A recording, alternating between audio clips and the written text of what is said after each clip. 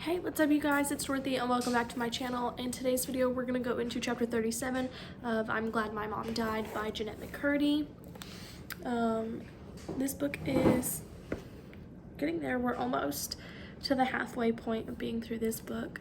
So let's keep on reading so we can finish it off. This video may contain sensitive topics and foul language. If you do not wish to continue, please click off the video now. You have been warned. Chapter 37. Mama, I promise I'll be alright. I'll call to say I love you every night. I'm just trying to write this story of my life. Mom and I are sitting in our room at the Hampton Inn and Suites in downtown Nashville, Tennessee, where we've been living for the past 3 months while I work on my country music career. We're splitting a Nutrisystem frozen lasagna dinner. We ordered the month-long program to keep each other on track. Nashville has so much more lard than LA, as Mom says, while listening to the final mix of my first single, Not That Far Away, a song written from my point of view by a couple of songwriters I sat next to for a few hours, to my mother about being on the road without her and how much I miss her, even though in reality I've never spent more than a few hours away from her in all my 18 years. I don't know much about music, but I know as I listen to this song that I find the rhythm unrhythmic and the melody one note and the production outdated. I express none of these thoughts because of how much Mom loves it. Tears are streaming down her cheeks. Granted, I don't think they're just tears of joy. There's a weight to them, a significance, and I think I know why. Life has imitated art. If you can tell this song that, you can't.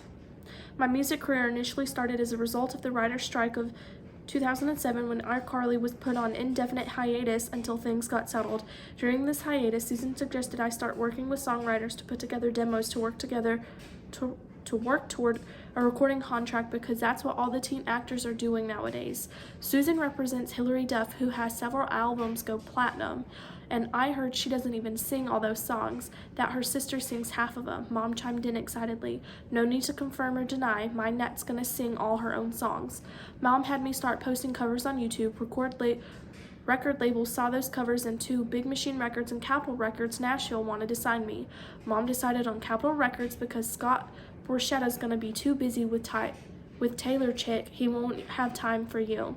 So I signed with Capitol Records and lived here in Nashville for 3 months last summer to work on songwriting. Then iCarly started back, so I worked on the show Mondays through Fridays, flew out to Nashville on Friday night, red eyes, had songwriter sessions, laid down demos, took meetings, and did photo shoots for album cover artwork and various press releases, then flew back to California Sunday night to be ready for the show rehearsals on Monday. Currently, the show is between seasons, so Mom and I are living here for a few months while I prep for my first tour.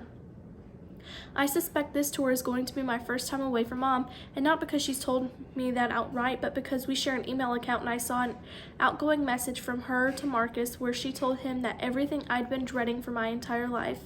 How come you're crying, Mommy? I ask her as tears spill out of her eyes. Mom arranges a bite of lasagna on her fork, then sets the lasagna fork down in the frozen dinner tray, as if taking a bite of it would just be too much for her right now in her emotional state. You just sound so beautiful, she says, but I know she's lying. Mom's I think you did well joy is not at all tearful joy. It's more of an exhilarated, amped up kind of joy. This here, whatever I'm witnessing right now, is something more, something deeper. I wish she'd tell me. I wish she'd just admit that what I already know. Mommy, I trail off, terrified for what I'm about to ask. Even though I already know what's happening, I want to believe it can't be true. I need to hear it from Mom. I need to confirm it. So much power in your voice. The chorus is really just, wow. Mom blots her eyes with a Kleenex. Mommy, I say again, slightly louder this time. I'm terrified of knowing, but I'm even more terrified of not knowing. And then you got back into the verse and you go to your lower register. I love your lower register, Mom says, through the tears. It's got kind of a sultry thing. Mommy, do you have cancer again? I feel the color drain from my face right after I ask it. I've shocked myself that these words have come out of my mouth. I feel frozen. Mom looks just as shocked as I do. Her tears stop. What? No. She tries to laugh it off. Why would you think that? I take a deep breath because I know she's lying right to my face, and I know she's doing that to try and make me less scared, but it's making me more scared. Why is she lying to me about something so significant?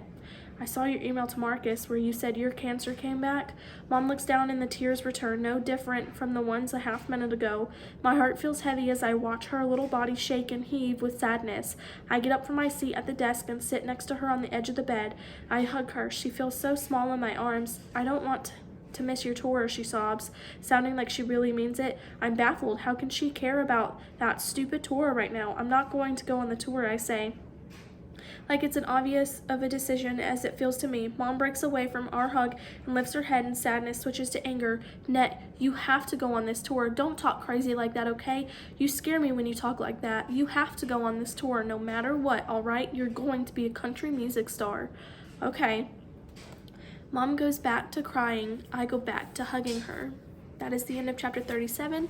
I will see you guys in the next video. Bye.